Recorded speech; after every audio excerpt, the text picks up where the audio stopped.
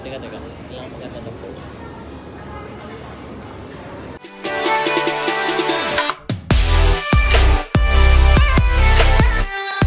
So yun mga kabaro, dito na kami ngayon. So sige Neil, tell me something about yourself. Hi mga kabaro, ako nga pala si Neil Adores, 25 years old, third officer, seafarer, business owner, and a health advocate.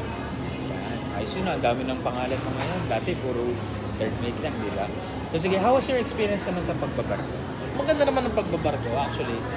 Yung stay ko dati sa school namin, sa academy, ni-ready ako nito sa pag-stay ko sa onboard, and it really helped. Malaking tulong yung pag-stay ko sa academy for 4 years, and I could say na napakalaki ng rewards when it comes to seafaring. Malaki yung sweldo, and it's really competitive compared sa sweldo dito in the Philippines, you know.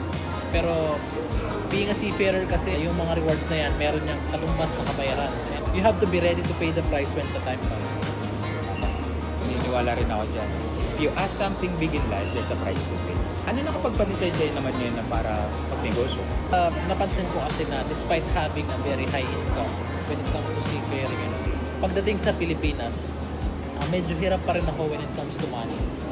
May mga times na na-overspend ka, hindi mo napapansin yung mga nagigastos mo, and by the time you know it, yung bank account mo medyo running low na. So Totoo yan. Classic. if you want to stay longer sa Philippines, I do suggest na mag-business mo din. Tama. Maganda yun. Advice niya yun.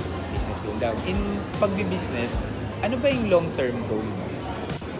Nakita ko kasi na having a business is one way to have an early retirement. Kung hindi nyo naman plano mag-retire, it's also one way para makapag-stay kayo ng mas matagal sa Pilipinas. Kasi usually ang contracts talaga ng mga seaman is 9 months. I don't know about others, pero sa akin kasi 9 months yung contract ko, and pansin ko na staying at the Philippines for 3 months is a very short time. Pero napakabilis nito when it comes to money. So mapipilitan ka talagang sumampa after 3 months kasi wala kang pera. Pero if that cases change, if for example meron kang additional income, maybe you can extend your vacation for 5 months sa start, sa una, then makakasakay ka ulit. Then the following year, maging 7 months, gradual increase ng stay mo sa Philippines, then there might come a time na pwede ka na mag-retire. Good thinking. Long term. As seaman, tapos nakipag-partner sa amin and business, ano naman yung ma-advise mo sa mga kabaro nating seaman na nagbi-business na or plano pa lang mag-start ng business? So sa mga kabaro natin na plan pa lang mag-start ng business, I suggest that you try to invest in yourself.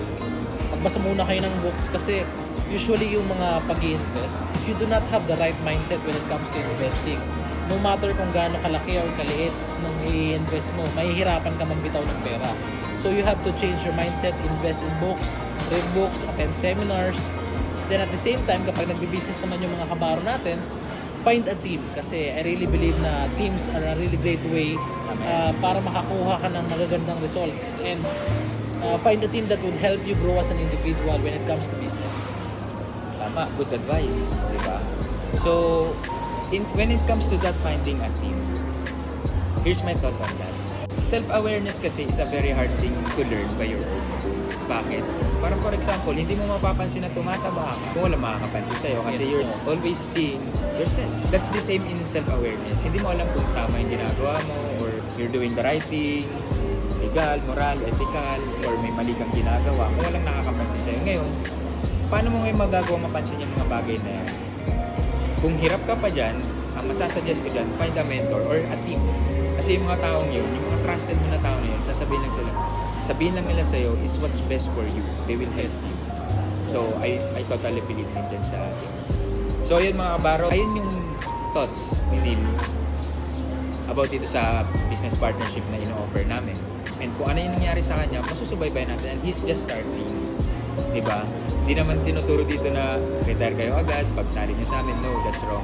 Ang ginagawa namin dito is we will help you plan, because planning is very important. Vital yan, lalo sa ating mga seaman. If you have watched yung mga interview na involved kami sa TV, yun yung mga sinabi namin dun eh.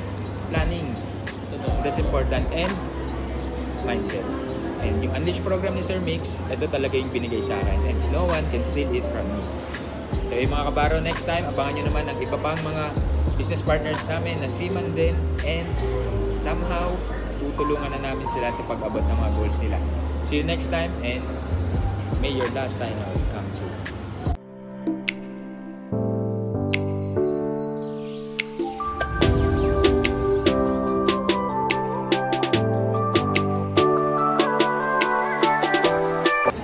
My long-term goal is to have a family, marry a dentist, have 2 kids maybe.